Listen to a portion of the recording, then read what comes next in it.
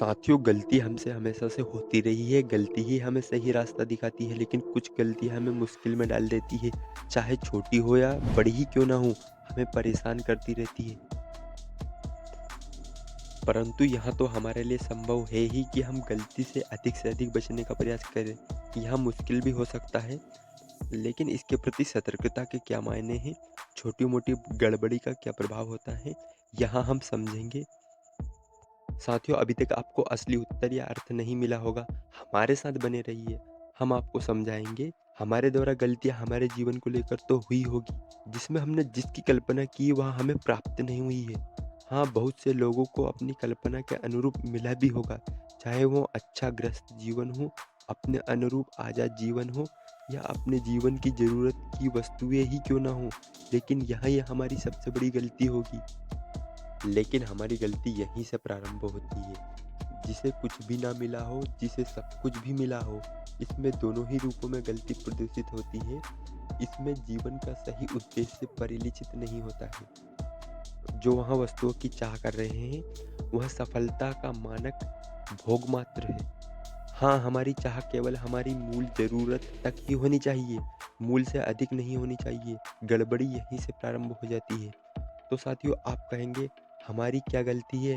हमने क्या गड़बड़ी की है? हमने क्या गलती की है अगर हमने कुछ चीज़ों की इच्छा कर ली है?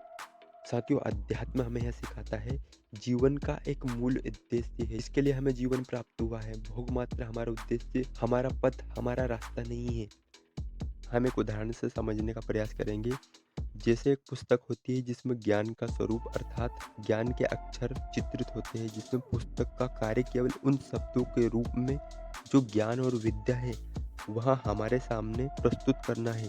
चाहे शब्द विभिन्न तरह के रंगों, कागजों की बनावट में सुंदरता चाहे कितने ही अच्छे दिख रहे हों, पुस्तक का उद्देश्य केवल पढ़ने वालों के सामने अपने शब्दों को प्रस्तुत करना होता है। यही हमारे जीवन का उद्देश्य होना चाहिए। हमारे जीवन का उद्देश्य सही भोग की वस्तु की ज़रूरत उतनी ही हो जितनी हमारे लिए ज़रूरी हो। हाँ, हमारी ज़रूरत एक की है, मगर हम 2 की चाह रखते हैं। 2 मिलने के पश्चात 4 की इच्छा रखते हैं, वहाँ भी हमें मिल जाता है। फिर भी हम आगे बढ़ते हुए 4 की जगह 8 की कल्पना करने लगते हैं, जबकि हमारी ज़रूरत केवल 1 की ही थी, अर्थात यहाँ समाप्त होने वाला बिंदु नहीं है। गलती और गड़बड़ी हमारी यहीं से प्रारंभ होती है कि हमारे जीवन का उद्देश्य 1, 4 या 10 में पड़ना नहीं है।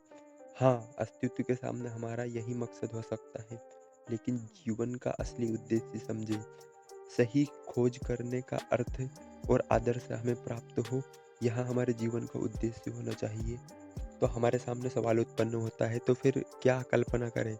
यहाँ समझे कि महाभारत ने अर्जुन ने अपने सामने किस उद्देश्य को सामने रखा था। अध्यात्म कहता है कि जब हम यहाँ समझ गए, तब हमारी चेतना के हम एक ऊपर पायदान पर पहुँच जाते हैं। तब हम एक मुक्त और आज़ाद निडर जीवन जिएंगे, जिसमें आज़ादी ही गड़बड़ी और मुश्किलों से मुक्ति का साधन है। इस मेल को साफ करते रहें, हम साफ मन से हमारे जीवन के उद्देश्य को समझ पाएंगे और आगे बढ़ते हुए उसे पूरा करने का प्रयास ज़रूर करेंगे। यही हमारे जीवन की गलती और गड़बड़ी से बचने का सतत प्रयास होना चाहिए।